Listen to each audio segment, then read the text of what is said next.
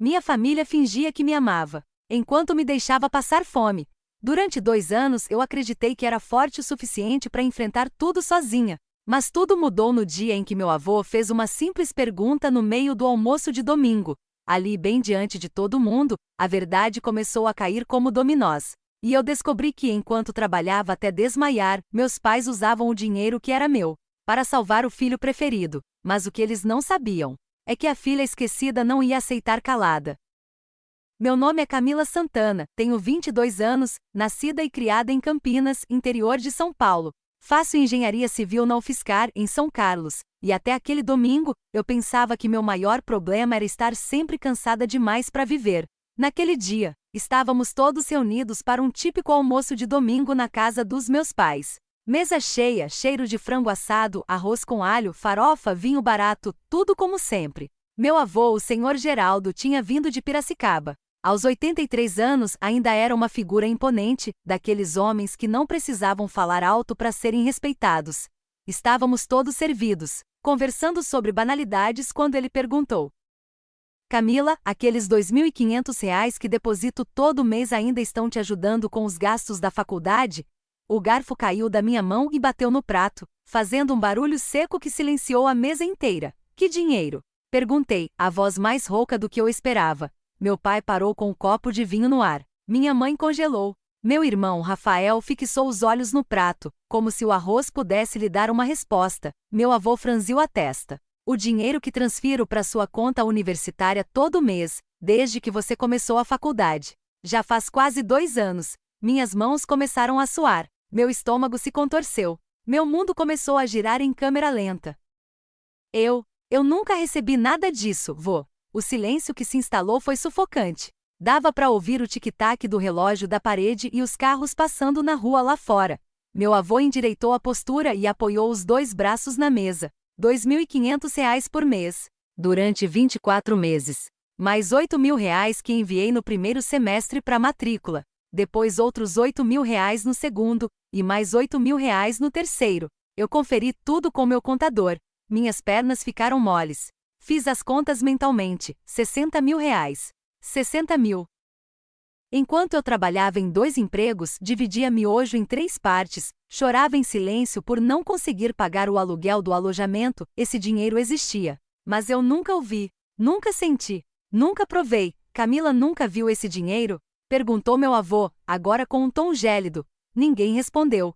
Ele bateu com força na mesa e os pratos tremeram. Roberto. Elizabeth. Onde está o dinheiro da minha neta? Meu pai, corado e suado, abriu a boca. Pai. Não é tão simples. Rafael. Estava com problemas. Ele tinha dívidas. Coisa séria. Gente perigosa. Foi então que Rafael levantou o rosto, olhos vermelhos, e disse: foi usado para pagar minhas dívidas de jogo. A sala pareceu encolher. Minha visão ficou turva. As palavras dele ecoaram na minha mente como um trovão. Dívidas de jogo? Repeti em choque. Vocês usaram meu dinheiro para cobrir a aposta. Rafael não respondeu. Apenas abaixou a cabeça, como se isso tornasse menos culpado. Eu tava com problemas, Camila. Eles só tentaram me proteger. Meu avô se levantou. O arrastar da cadeira soou como faca no chão. R$ 60.000, Rafael. Dinheiro que era para garantir que sua irmã estudasse em paz, para que ela não precisasse trabalhar feito burra de carga enquanto tentava se formar. E vocês usaram para cobrir ficha de pôquer. Minha mãe começou a chorar.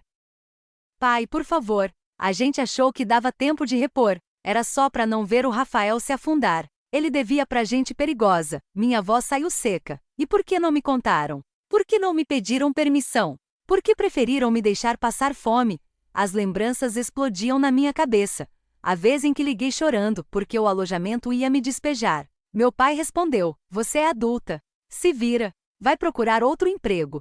Ou quando eu disse à minha mãe que estava andando com o sapato rasgado, com o pé encharcado de andar na chuva. Ela riu e disse que eu precisava aprender a ser menos dramática. Enquanto isso, meu irmão estava em baladas, hotéis e cassino. Me virei pro Rafael. Você lembra quando me viu no campus em julho do ano passado? Eu tava magra com olheiras, e você me deu uma barrinha de cereal e disse: força, mana. Aquilo foi comprado com meu dinheiro, Rafael? Aquilo foi a migalha que você me devolveu? Ele chorava. Eu nem sei mais o que era meu e o que era seu. Meu avô bufou. Isso não é só uma traição. É roubo. Me sentei de volta, sem sentir as pernas. Minha mente corria, R$ 60 mil em 2 anos. Trabalhei até ter crises de enxaqueca, caí doente várias vezes por falta de descanso, tive gastrite de tanto comer mal, e tudo isso, sendo que o dinheiro sempre esteve ali. E eles só contaram porque foram pressionados. Olhei para os três, meus pais e meu irmão, e senti algo que nunca tinha sentido antes: desprezo. A revelação caiu sobre mim como uma avalanche. Minha cabeça pulsava. Era como se todos os momentos em que implorei ajuda estivessem se reorganizando diante de mim com um novo significado. Levantei-me da mesa, trêmula. Fui até a janela da sala de jantar. O dia estava claro, com crianças brincando do outro lado da rua, em um mundo onde tudo parecia normal. Mas dentro daquela casa, o chão tinha sumido sob meus pés. Atrás de mim, ouvi a cadeira do meu avô Ranger quando ele se levantou. Camila, conta pra mim tudo. Desde o começo. Quero saber cada detalhe da sua rotina nos últimos 2 anos. Engoli em seco. E comecei. Acordo às 4h30 da manhã. Caminho até o depósito de materiais e descarrego sacos de cimento de 25 kg até às 8h30. Depois, vou direto para a faculdade. Saio de lá às 17 horas e vou trabalhar na pizzaria até meia-noite. Às vezes até mais. Minha mãe tapou a boca com as mãos, quando você ligou em outubro. Falei, olhando para ela, eu tava chorando. Não conseguia pagar o aluguel do alojamento. Dormia em um colchão fino emprestado. Você me mandou procurar mais turnos de trabalho. Meu pai tentou argumentar, mas eu o interrompi.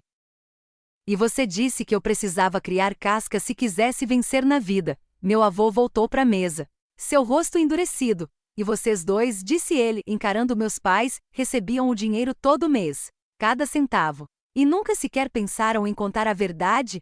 Minha mãe chorava sem responder. Rafael fungava, encolhido na cadeira. Foi então que ele murmurou: não era só o dinheiro da faculdade. Como assim? Perguntou meu avô. Rafael hesitou, então continuou. Teve também o dinheiro da matrícula. Aquele que o senhor mandou, em 3 parcelas de R$ 8 mil. A gente usou para cobrir um agiota. Eu tava jurado de morte. Eles ameaçaram vir até nossa casa. E preferiram me deixar sozinha no Natal, falei. Vocês disseram que estavam viajando. Eu comi miojo no quarto, vendo reprise de desenho, achando que era a rejeitada da família. Minha mãe se levantou tão rápido que derrubou a taça de vinho, manchando o pano de mesa com um vermelho escuro. Rafael, por que você contou isso? Gritou ela. Ele passou as mãos no rosto, porque eu não aguento mais mentir. Olha pra ela, mãe. A gente destruiu a vida da Camila para salvar a minha. E nem sei se valeu a pena. Meu avô se virou devagar para os meus pais. Vocês têm 5 minutos para me explicar cada centavo. E se eu descobrir mais uma mentira? Não verão mais um centavo meu. Meu pai sentou, derrotado. Minha mãe caiu numa cadeira, soluçando. E pela primeira vez, o filho preferido encarava as consequências das escolhas que sempre foram poupadas dele. Naquela noite, fui embora da casa dos meus pais sem olhar para trás. Meu avô me acompanhou até o portão. No carro, meu celular vibrava sem parar, mensagens de minha mãe e meu pai, até de tios tentando mediar. Chegando no alojamento, Diego, meu colega de quarto, estava me esperando. Tá tudo bem? Perguntou. Não. Mas agora. Vai ficar. Sentei na cama e contei tudo com detalhes. As ameaças, os depósitos, o vício do meu irmão, as mentiras dos meus pais. Diego escutava como se fosse um filme de suspense. Camila, isso é roubo. Fraude. É sério. Eu sei, respondi. Mas agora é minha vez. Na manhã seguinte, acordei diferente. Como se algo tivesse mudado por dentro. Tomei banho demorado, penteei o cabelo com calma. E antes de sair pro estágio, olhei no espelho. Chega de ser a vítima. Recebi uma mensagem do meu avô. Quarta-feira, 14h30. Estarei no campus. Precisamos conversar com calma. Descobri mais coisas. Durante os dias seguintes, fui recebendo pedaços do quebra-cabeça. Rafael continuava jogando. Meus pais estavam tentando convencer o vovô a maneirar no julgamento, dizendo que eu era forte, trabalhadora, que não precisava de tanto. Eles ainda tentavam se justificar com base no meu sofrimento. Quarta-feira, 14h30, lá estava o vovô, com sua caminhonete preta. Fomos até um restaurante de estrada. Lá, ele tirou uma pasta grossa do banco de trás. Esses são os extratos dos últimos 5 anos. R$ 60 mil foram só a ponta do iceberg. Descobri outros R$ 80.000 desviados. Cirurgias falsas, equipamentos de laboratório que nunca existiram, formaturas inventadas. Senti o sangue gelar. Meu Deus, mas acabou, disse ele. Vou transferir R$ 200.000 para uma conta só sua. E você vai parar de trabalhar. Vai focar na sua saúde, nos estudos. Isso não é favor, é reparação. Eu quis recusar. Ele não deixou. É o mínimo depois do que permitiram que você passasse. Naquela hora, algo se fixou em mim. Uma decisão. Eles iam pagar. Não com violência. Não com escândalo. Mas com consequências reais. A primeira delas viria no sábado seguinte, quando o vovô convocaria uma reunião familiar. Mas essa é uma cena que merece um bloco inteiro só para ela. Sábado, o dia da reunião.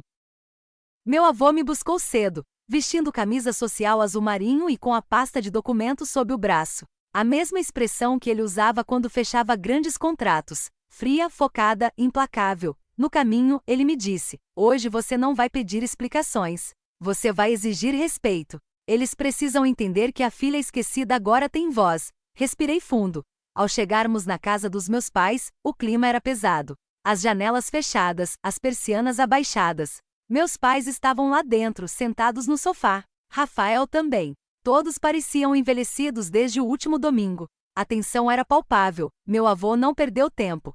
Trouxe os documentos. Está tudo aqui. Depósitos. Mensagens mentiras. Camila é maior de idade. E a partir de hoje vai tomar posse do que é dela por direito. Meu pai levantou abruptamente. Pai, isso é um exagero. Vamos conversar. A gente errou, mas não pode jogar tudo fora. Erraram?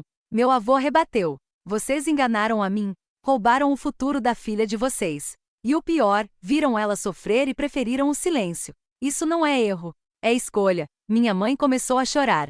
Rafael, encolhido em um canto, não dizia uma palavra. Foi então que meu avô puxou os documentos de transferência. Esta casa, os 2 apartamentos alugados em nome de vocês e a conta com R$ 100.000 que vocês acreditavam que herdariam. Passam agora para Camila. Minha mãe se levantou desesperada. Por favor, não faça isso. Ela é nossa filha. Vai nos deixar na rua? Vocês me deixaram sem colchão. Falei com a voz firme. Me deixaram trabalhar até quase desmaiar. Me viram mendigar ajuda. Agora vão aprender o que é viver com o que sobra. Rafael levantou-se finalmente. A voz trêmula. E eu tô tentando melhorar, Camila. Tô na terapia. Não vale nada disso? Olhei para ele.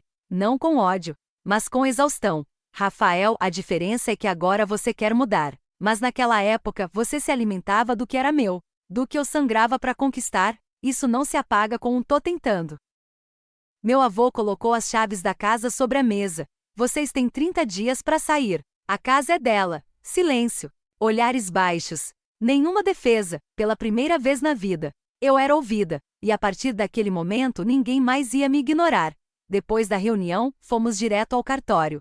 Formalizamos as transferências. E com isso a primeira fase do plano estava concluída. Na segunda-feira, pela primeira vez em 2 anos, eu acordei. Sem precisar correr, sem turnos. Sem mochila pesada de cimento. Sem contas vencidas penduradas no mural. Só o silêncio. E um novo tipo de paz. Comecei a usar os primeiros dias para reorganizar minha vida. Retomei sessões de terapia. Me matriculei em um curso intensivo de reforço nas disciplinas em que minhas notas tinham caído, troquei meu colchão, fiz exames de saúde que há meses vinha adiando. Na faculdade, meus professores notaram a mudança. Camila, sua apresentação do projeto foi impecável, disse o professor Daniel, um dos mais exigentes do curso. Obrigada, professor. Respondi com um leve sorriso. Acho que finalmente estou conseguindo respirar. Diego, meu colega de quarto, comemorava junto. A mulher tá vivendo, senhoras e senhores. Finalmente, e eu realmente estava. Comecei a recuperar peso. A pele melhorou. As olheiras sumiram. Eu dormia 8 horas por noite pela primeira vez desde o ensino médio. Mas as consequências do que aconteceu ainda reverberavam. 2 semanas depois, minha mãe tentou me ligar de um número desconhecido. Não atendi. Minutos depois, recebi uma mensagem. Camila, seu pai teve uma crise de hipertensão. Estamos sem plano. Por favor, só nos ajude com isso. Lembrei imediatamente da noite em que liguei pedindo ajuda para comprar um par de tênis. Lembrei da frase que ela disse: você precisa aprender a administrar melhor o que tem. Respondi: mãe, vocês me ensinaram que a gente precisa se virar. Agora é a vez de vocês. Bloqueei o número. 2 meses se passaram desde a reunião. A vida seguiu em um ritmo novo. Mais calmo. Mais limpo. As noites já não eram sufocadas por ansiedade. Meus dias passaram a ser preenchidos com estudo, descanso, refeições saudáveis e, pela primeira vez, alegria verdadeira. Foi nesse cenário que, numa sexta-feira à tarde, Diego apareceu na porta do meu quarto com uma expressão estranha. Camila, tem alguém querendo falar com você. Tá lá embaixo. É o Rafael. Senti um arrepio. Desci devagar. Ele estava parado na calçada com aparência mais simples. Roupas modestas. Olheiras profundas. Cabelo crescido, desalinhado. Parecia mais velho. Mais humano. Oi, ele disse com os olhos baixos. O que você quer? Rafael, não vim pedir nada. Juro. Só queria te entregar isso. Ele estendeu uma carta. Papel dobrado, caligrafia trêmula. Eu não peguei imediatamente. Ele continuou. Estou há 73 dias limpo. Pela primeira vez, não estou fazendo isso para agradar ninguém. Nem pai. Nem mãe. Nem você. É por mim. Fui morar em um quartinho nos fundos da oficina do seu Zé, aqui em São Carlos mesmo. Consegui um trabalho como auxiliar de mecânico. Tô aprendendo a consertar o que quebrei. Começando por mim. Respirei fundo. Rafael, você destruiu muita coisa. E ainda que esteja tentando mudar, eu não sou obrigada a caminhar ao seu lado de novo. Eu sei. Ele disse. Com um nó na garganta. Só precisava que você soubesse que eu reconheço. E que lamento de verdade.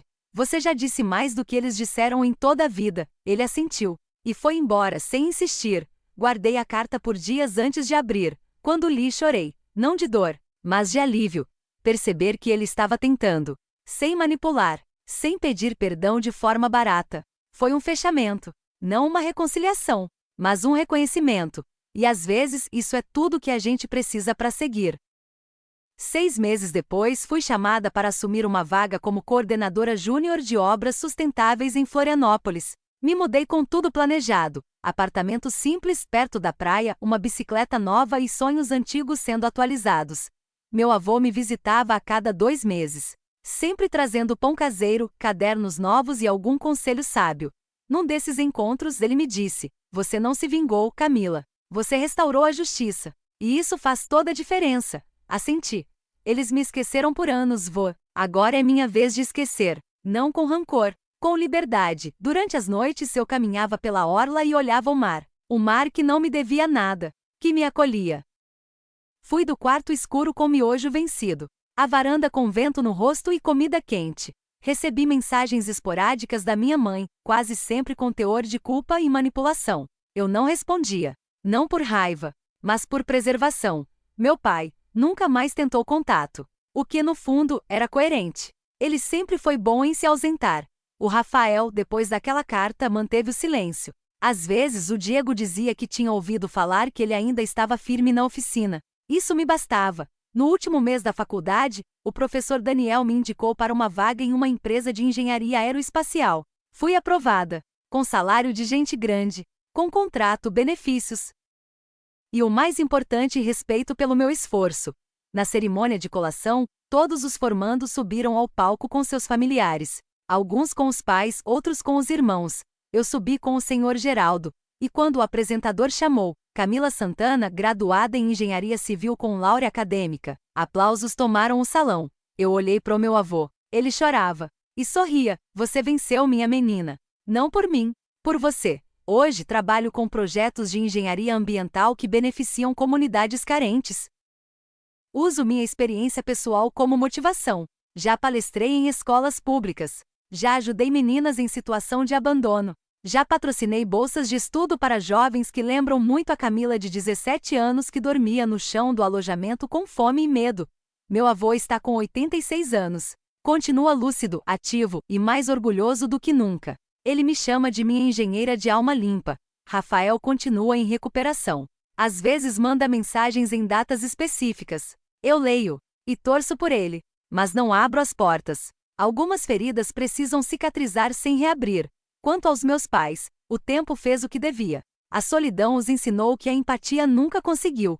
Mas eu não espero arrependimentos. Eu não preciso deles, porque descobri que a família de sangue pode falhar. Mas a família que a gente escolhe, constrói e honra, pode nos salvar. E no fim, a melhor vingança não foi vê-lo sofrer, foi me ver florescer. Se você gostou dessa história, não esqueça de deixar o like, se inscrever no canal e ativar o sininho. Aqui você encontra histórias reais de superação, coragem, justiça e transformação, porque às vezes a melhor forma de vencer é simplesmente não aceitar o que te machuca. Até a próxima!